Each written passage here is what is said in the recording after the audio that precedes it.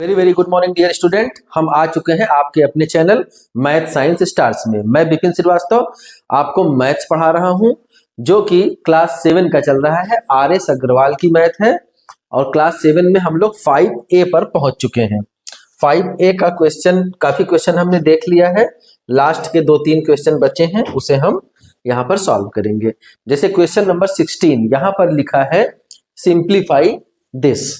अब इसे सिंप्लीफाई करना है। देखने में बहुत सारा कॉम्प्लिकेटेड क्वेश्चन लग रहा है ये, लेकिन बिल्कुल कॉम्प्लिकेटेड नहीं है, बहुत ही सिंपल है। आइए देखते हैं एकदम सिंपल तरीके से इसे हमें 16 को पावर में कन्वर्ट करना है। देखिए कैसे करना है। यहाँ पे अगर 16 है तो हम इसे 2 की पावर 4 लिख सकते हैं। क्यों लिख सकते हैं? 2 की पावर 4 क्यों लिखे हम? 2 इंटू 2 इंटू 2 इंटू 2, 2 2 जा 4, 4 2 जा 8, 8 2 जा 16। तो ये क्या हो जाएगा? 2 की पावर 4। अब हमने 16 को 2 की पावर 4 लिख दिया। क्वेश्चन सॉल्व करने के लिए ऐसा किया जा रहा है, क्योंकि सब यहाँ पर 2 की पावर में लिखे हैं, इसीलिए हमें सबको 2 का पावर बनाना है। यहाँ पर 4 को 2 की पावर 2 लिख दिया हमने, कोई डाउट नहीं है। 2 इंटू 2 इक्वल टू 4 होता है। सेम वही काम हमें नीचे भी करना है। यहाँ पर भी 2 की पावर 4 क्योंकि 16 है, और फिर मल्टीप्लीकेशन में 2 की पावर n प्लस 2 माइनस 2। यहाँ पे 2 अकेला है तो 2 की पावर 1 या 2 कुछ भी आप कह सकते हैं इसे। 2 की पावर n प्लस 2, इतना काम हो गया। आइए आगे बढ़ते हैं। अब क्या करेंगे हम? 2 की पावर 4 अलग है। अब देखिए ये 2 की पावर n और प्लस 1 है। अगर ये कुछ इस तरह से होता, 2 की पावर n होता इंटू 2 होता, या 2 की पावर 1 होता, तो दोनों बेस सेम होते तो हम एक्सपोनेंट को क्या करते थे? प्लस करते थे। तो 2 की पावर n प्लस 1 लिख सकते थे। इट मीन्स 2 की पावर n प्लस 1 कन्वर्ट किसमें हो सकता है? ऐसे 2 की पावर n और 2 की पावर 1 में।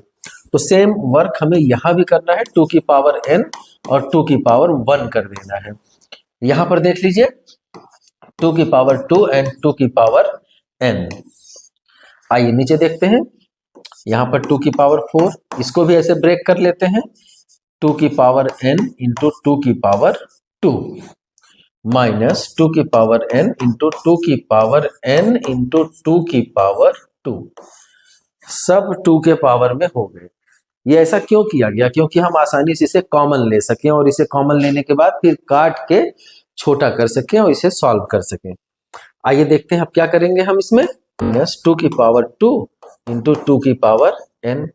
यहां पर भी हम वही काम करेंगे। 2 की पावर 4 और 2 की पावर 2, तो 2 की पावर हो गया 6 इंटू 2 की पावर n माइनस 2 की पावर 1 है और 2 की पावर 2 है, तो 2 की पावर 3 हो जाएगा और 2 की पावर n हो जाएगा। देख लीजिए एक बार ध्यान से क्या क्या किया गया है। सब बहुत सिंपल है, कुछ नहीं किया जा रहा है। बस सिंपल करने के लिए सब ब्रेक डाउन करके फिर से काम किया जा रहा है। अब देखिए बात क्या करेंगे। अब इसमें हम कॉमन लेने की प्रक्रिया स्टार्ट करेंगे। अब यहाँ पे हम क्या कॉमन ले लेंगे? 2 की पावर n कॉमन ले लेंगे। देखिए 2 की पावर n दोनों में है, और 2 की पावर 2 कॉमन ले लेंगे। 2 की पावर 2 कॉमन ले लेंगे। यहाँ पर क्या बचा? 2 की पावर 3 बचा। 2 की पावर 3 बचा। और यहाँ पर क्या बचा? कुछ नहीं, 1 बचा। यहाँ पर भी कॉमन लेंगे। 2 की पावर n कॉमन ले लेंगे दोनों साइड में, यहाँ भी है यहाँ भी है। और 2 की पावर 3, 2 की पावर 3 कॉमन ले लेंगे। देखिए 2 की पावर 3 यहाँ है और 2 की पावर 3 इसमें भी है। फिर बच क्या रहा है? 2 की पावर 3 बच रहा है इसमें। देखिए 3 ले लिए थे, 3 बचा है, और माइनस 1। देखिए अब 2 की पावर n और 2 की पावर n कट हो गया। फिर 2 की पावर 3 माइनस 1, 2 की पावर 3 माइनस 1, ये भी कट हो गया।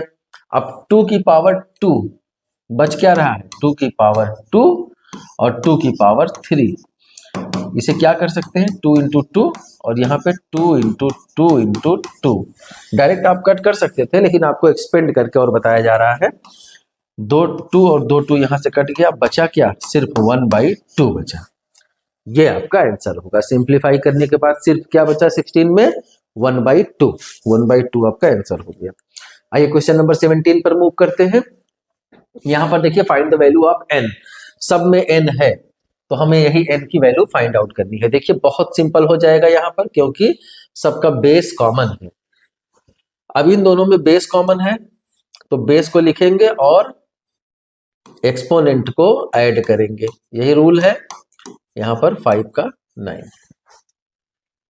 जब दोनों साइड में बेस कॉमन हो, इक्वल टू के दोनों साइड में, लेफ्ट हैंड साइड और राइट हैंड साइड में बेस कॉमन हो, तो हम क्या करते हैं, एक्सपोनेंट को इक्वेट कर लेते हैं। 2n + 3 = 9, इन दोनों को हम इक्वल मानते हैं।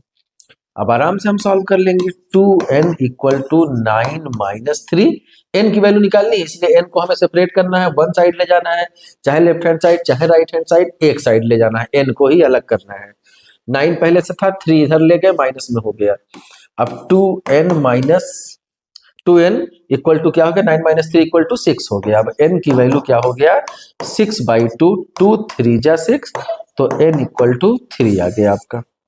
पहले में n की वैल्यू क्या आ गई, 3 आ गई। यही दूसरे में देख लेते हैं। यहां भी देखिए दोनों बेस हम आराम से कॉमन कर सकते हैं। कैसे, 8 को हम 2 की पावर 3 लिख सकते हैं, बिल्कुल लिख सकते हैं। कैसे, क्योंकि 2 × 2 × 2 क्या हो जाएगा, 8 ही तो होगा, तो 2 की पावर 3 लिख लिए। फिर 2 की पावर n + 2, अब यहां पे 2 की पावर हम 5 लिख सकते हैं। कैसे,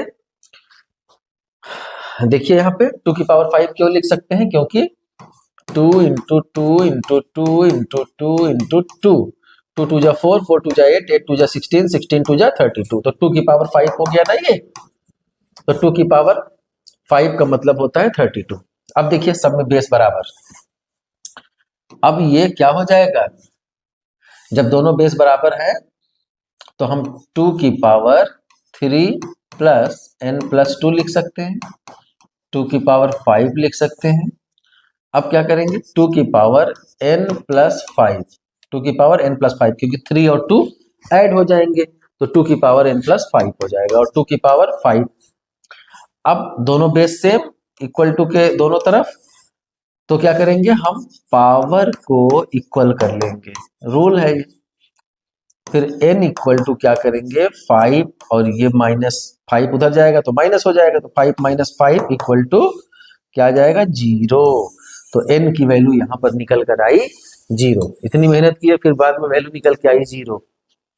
चलिए कोई बात नहीं, ये तो क्वेश्चन है, 0 भी आपका आंसर होता है। आइए इसमें देख लेते हैं। 6 है, 6 की पावर 2n + 1, और यहाँ पे डिवीजन का साइन है, और 36 है। 36 इसको भी हम क्या लिख सकते हैं, 6 की पावर 2 लिख सकते हैं। क्यों, क्योंकि 6 × 6 = 36, इसलिए 6 की पावर 2 और 6 की पावर 3 इक्वल टू के उधर। अब 6 की पावर 2n + 1 डिवाइड बाई 6 की पावर 2 इक्वल टू 6 की पावर 3। ये क्या करते थे, अगर डिवीजन में है तो 6 की पावर 2n + 1 इंटू, जब ये ऊपर जाएगा रेसिप्रोकल होगा ये नीचे वाला टर्म, तो पावर क्या हो जाएगा, माइनस हो जाएगा। ध्यान से देखिए, जब ये डिवीजन वाला पार्ट, डिनोमिनेटर वाला पार्ट ऊपर जाएगा, मतलब अगर हम इसे रेसिप्रोकल करें तो इसका साइन चेंज हो जाता है, ये पॉजिटिव है तो नेगेटिव हो गया, यहाँ नेगेटिव होता तो ये पॉजिटिव हो जाता। ऐसा कर लिया हमने। फिर 6 की पावर 3, अब देखिए दोनों बेस सेम है, तो 6 की पावर 2n + 1 - 2 इक्वल टू 6 की पावर 3। आइए आगे देखते हैं। अब 6 की पावर, ये -2 और ये +1, तो 2n - 1 ये हो जाएगा, और 6 की पावर 3। ठीक है, आइए फिर देख लेते हैं।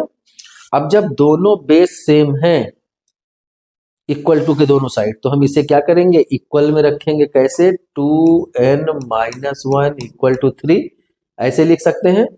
अब हमें n की वैल्यू निकालनी है, इसलिए n को एक साइड रखना है, तो क्या हो गया, 3 अपनी जगह पे है, ये 1 जब दूसरे साइड जाएगा तो -1 से +1 हो जाएगा, और n इक्वल टू, या 2n ही करिए अभी, 2n इक्वल टू 4 हो जाएगा, और n इक्वल टू 4/2 हो जाएगा। ये 2 नीचे आएगा, n को अकेला करना है, 2 2 जा 4, n इक्वल टू 2।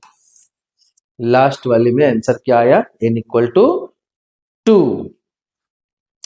आइए क्वेश्चन नंबर 18 देखते हैं। इसमें थोड़ा सा सोचना पड़ेगा, आइए सोच कर देखते हैं।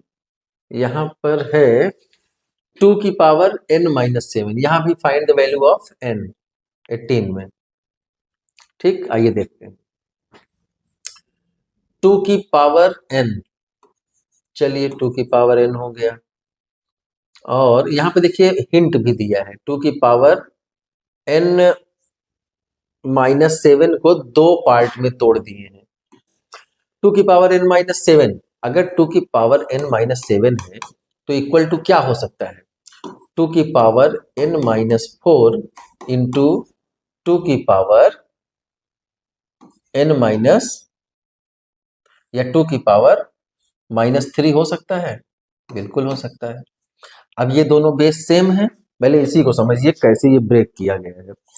ये दोनों बेस है, जब बेस सेम है तो हम पावर को क्या करते हैं, प्लस कर लेते हैं, n-4 और प्लस -3, देखिए तो n-4 और प्लस माइनस माइनस, फिर से क्या आ गया, 2 की पावर n-7 आ गया ना। तो हम क्या कर सकते हैं, हम 2 की पावर n-7 को 2 की पावर n-4 इंटू 2 की पावर -3 लिख सकते हैं। ये क्वेश्चन सॉल्व करने के लिए हमें ब्रेक करना पड़ेगा, तब हमारा क्वेश्चन इजीली सॉल्व हो पाएगा। तो वही अभी आपने किया कि 2 की पावर n-7 को ब्रेक कर दिया इसमें, और इंटू 5 माइनस n-4 को ऐसे ही रखा, 5 के पावर n-4 को ऐसे ही रखा, फिर 1250, 2 की पावर n-4 इंटू 5 की पावर n-4 अपॉन 2 की पावर 3, ये कर सकते हैं। ये 2 की पावर -3 है, तो हम जब नीचे ले आएंगे तो 2 की पावर +3 हो जाएगा, इक्वल टू 1250। 2 की पावर n-4 इंटू 5 की पावर n-4, अब 1250